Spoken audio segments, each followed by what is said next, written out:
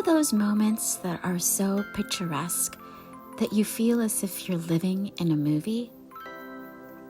That's Paris, every day.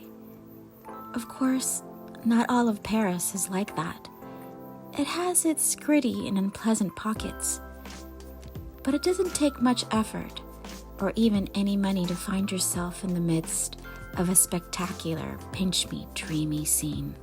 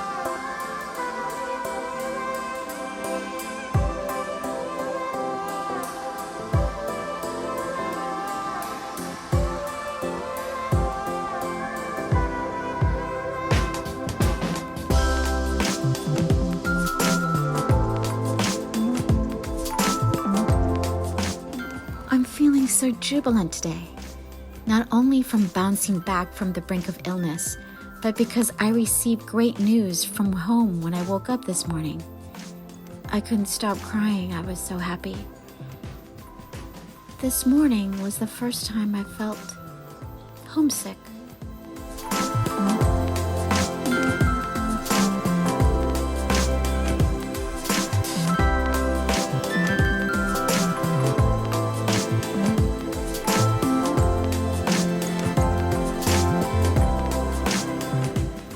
I have a particular restaurant in mind to celebrate, but it's still closed at noon, so instead I'm having the equivalent of a French Mai Tai and calamari in this festive-looking restaurant with little crochet-covered, crinoline-skirted lamps. I am so going off keto today. There's an old couple dining in front of me. 70s? 80s? There has not been a prolonged moment, a stretch of silence between them the whole time. And he just fed her from his own plate. Beyond them, another table. 2 20-somethings. A young man and a young woman. Both very beautiful. Golden, tan. And they look bored out of their minds. At each other? At Paris? I don't know. They appear to have money, or their parents do. But bored, all the same. I'm glad I don't have to carry a conversation with anyone. I'd rather watch everyone around me. Besides, this raspy voice of mine, still so horrible. I wonder how long it will stay like this. Not that I need it much, but it is like a frog's croak. So horrid.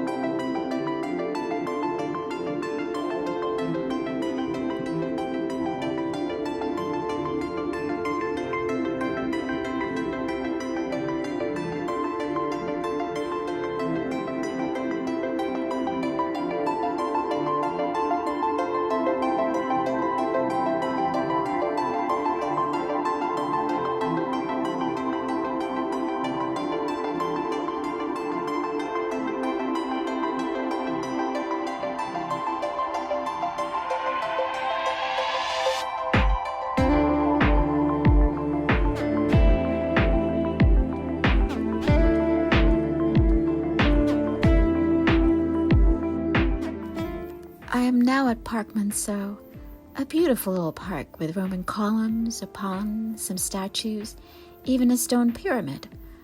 Lots of picnickers and sunbathers, and now school children running around in their navy and white uniforms. I read a bit, and I'm now writing a bit. I would dearly love to take a nap this hot afternoon.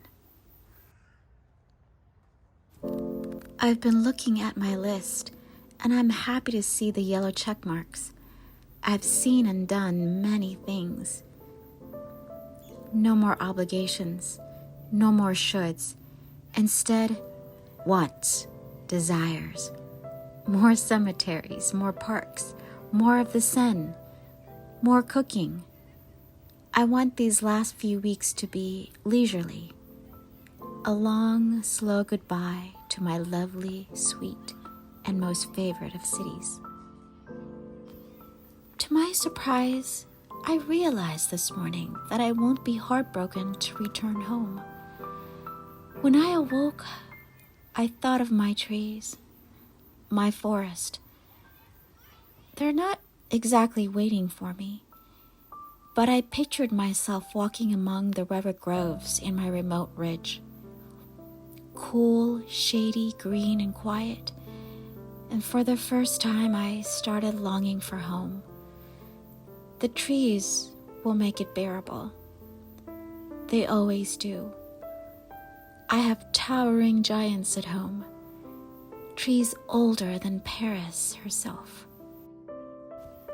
I think of the way I would like to live my life at home, how I want everything to change. Paris gave me a taste of a different way of being, how free I feel, how inspired. Perhaps tomorrow I will visit another cemetery, just somewhere quiet, without any people. But tonight I want either the Seine or the Seine it is, but not sure where. I am blissfully happy, sweaty, hot, but very happy.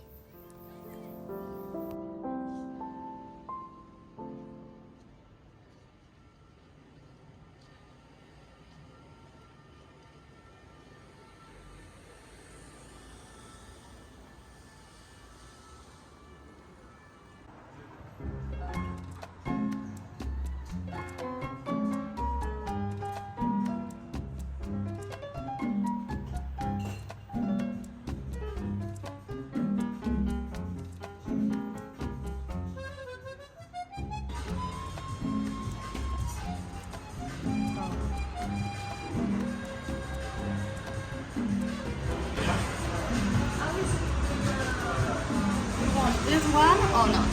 A what? Sure. I have just had the quintessential Parisian experience. I went back to the cafe I originally wanted, L'Absinthe, and I'm so glad I did. They gave me absinthe the way it was meant to be presented, as though it were 1899 all over again. I asked for Fleur de Absinthe.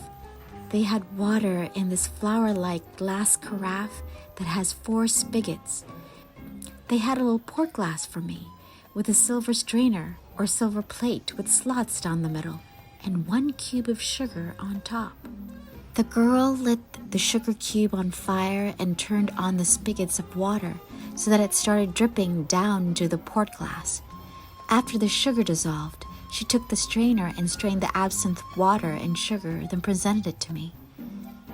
Such a show! I felt like clapping like a little girl. "Your first time having absinthe?" she inquired kindly. "Not my first time having absinthe," I say with delight, "but my first time with all of that." "Oh, the carafe? Oui."